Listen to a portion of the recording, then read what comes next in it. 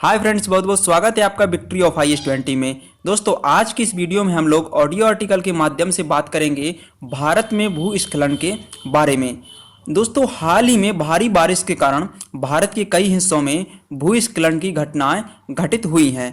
चलिए देखते हैं आखिर भूस्खलन क्या है। भूस्खलन में चट्टान समूह खिसककर ढाल से नीचे गिरता है।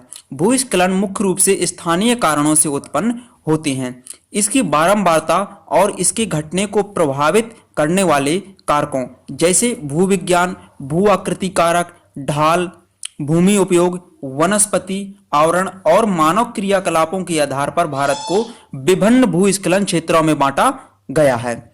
एशियाई क्षेत्र भूस्खलन के कारण अधिकतम नुकसान यानी हानि का सामना करता है।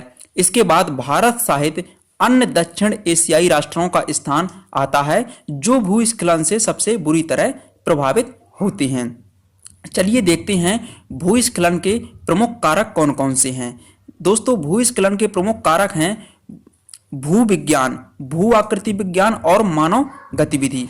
भूविज्ञान भू पदार्थों की विशेषताओं को संदर्भित करता है तथा भू आकृति विज्ञान भूमि की संरचना को संदर्भित करता है। उदाहरण के लिए हम लोग ऐसे समझ सकते हैं जैसे ढालान जिनकी वनस्पति आग या सूखे की चपेट में आने से नष्ट हो जाती है।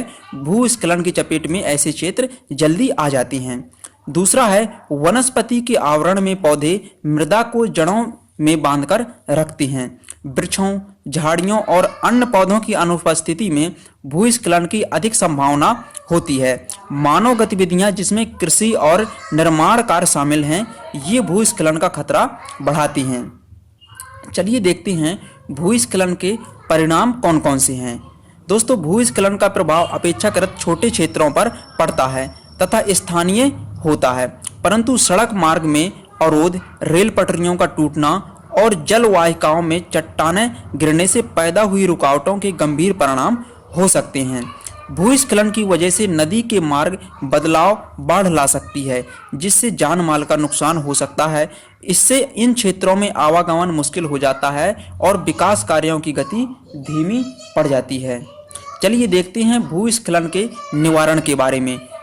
भूस्खलन से निपटने के उपाय अलग अलग क्षेत्रों के लिए अलग अलग होने चाहिए। अधिक भूस्खलन संभावित क्षेत्रों में सड़क और बड़े बांध बनाने जैसे निर्माण कार्य तथा विकास कार्य पर प्रतिबंध होना चाहिए।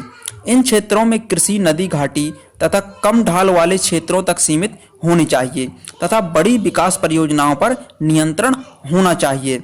स्थानांतरित कृषि वाले उत्तर पूर्वी क्षेत्रों में सीढ़ीनुमा खेत बनाकर कृषि की जानी चाहिए।